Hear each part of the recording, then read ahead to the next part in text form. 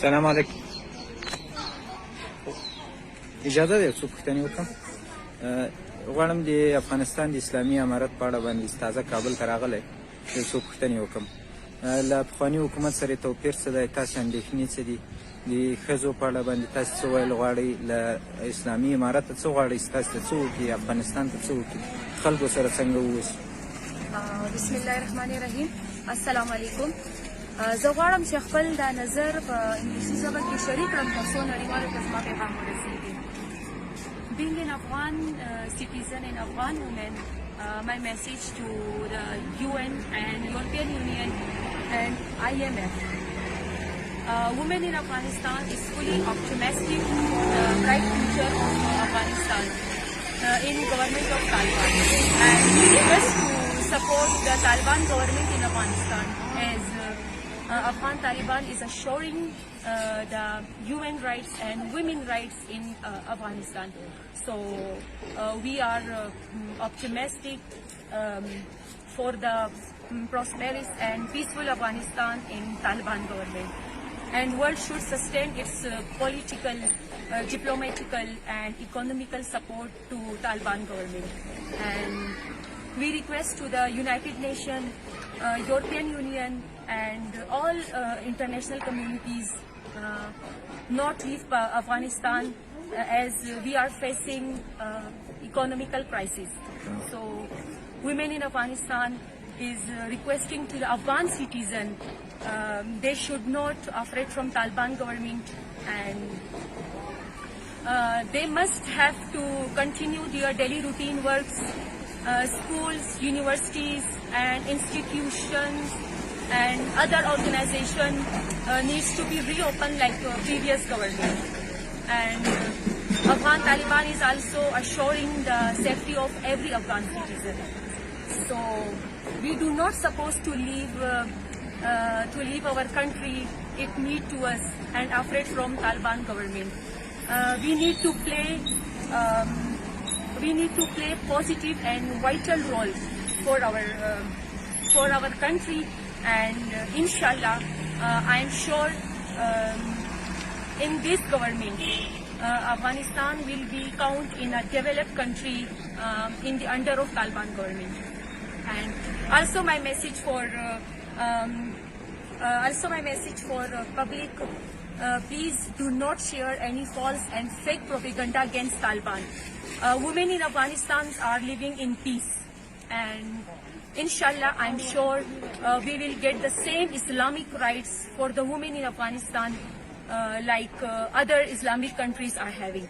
And that is my message for everyone. بسم الله الرحمن الرحيم.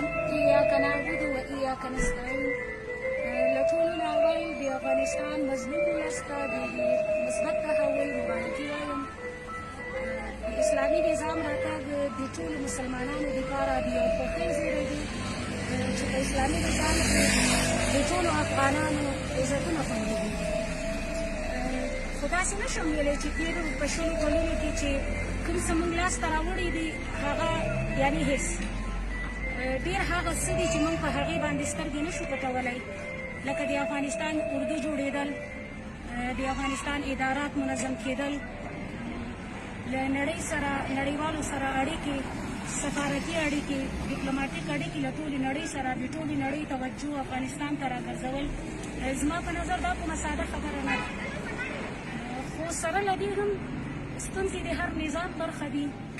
په تېرو شلو کلونو کې یا په دا اوسنۍ اخري لسو کلو دوره کې ډېر داسې ستونزې او مشکلات وو چې د افغانستان مظلوم ولس له هغې نه ډېر دردېدلی ده، لکه بېعدالتي، باجګیري، داخلي مافیا، د خلکو زورول، واسطه، ټولنیز فساد، اداري فساد، اخلاقي فساد، سرقت، اختلاس، ډېر هغه څه دي چې په دې باندې افغان ولس ډېر زیات ځورېدلی ده.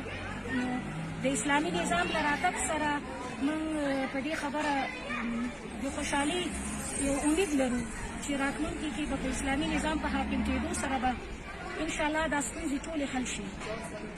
او د اسلامي نظام غوښتنه دا ده چې ټولې هغه مسؤلیتونه چې افغانان ورته متوجه دي هغه ته پاملرنه وکړي. وروسته له دې نه د اسلامي نظام له راتګ سره د کابل ښاریان یو امن احساس کوي او موږ ټول انشاءالله په دې ډاډه یو چې د طالبانو کومې ژمنې دي له ولس سره په هغې باندې به طالبان وفا کوي. تاسو ته اسلامي حقوق د اسلامي چوکاټ پرلسه یم دا یو اسلامي وطن ده او افغانان او افغانۍ مېرمنې په اسلامي تربیه روزل شوي دي. نو خلک خوشحاله دي چې یو اسلامي نظام وي او هر وګړي ته خپل حقوق ورسېږي. او یو په دې تغییراتو چې اوس موږ نن سبا شروع دي وینو په دې ډېره خوشحاله یم لکه د والیانو تغیرېدل یو د نوي څېرو راتګ دا زما دپاره یو د خوشحالۍ پیغام دی. په تېره دوره کې د یو ولایت نه د یو والي لرې کېدل بل راتګ په حساب تقریبا 11-15 کسان وو. د هغې نه خو داسې معلومېدل لکه چېرته چې قحط الرجال وي د سړو په دې وطن کې. لکه یو والي له یو ولایت نه لرې که په بل ولایت یې که بل له یو نه لرې که په بل ولایت یې که. نو د ملا صاحبانو مقررۍ ته موږ خوشبینه یو. د ملا صاحبانو راتګ د ادارې دپاره یو د خوشحالۍ پیغام دی. خو له طالبانو نه مو غوښتنه دا ده چې په هر بخش کې مسلکي خلک وګماري. هغه خلک چې تجربه ولري او اداراتو ته کار وکړي، ولس ته خدمت په ښه توګه وکړي. نو دا غوښتنه م له طالبانو نه ده او له نړیوالو نه م غوښتنه دا ده چې خپل سفارتونه دې نه بندوي. د افغانستان ولس نړیوالو مرستو ته اړتیا لري. یورپین یونین، انټرنیشنل کمیونټي، یونایټډ نیشن، له دې ټولو نه م غوښتنه دا ده چې خپلې مرستې دې له افغانستان سره نه بندوي. افغانستان مرستو ته اړتیا لري تر څو افغانان وکولی شي چې ودان افغانستان ولري.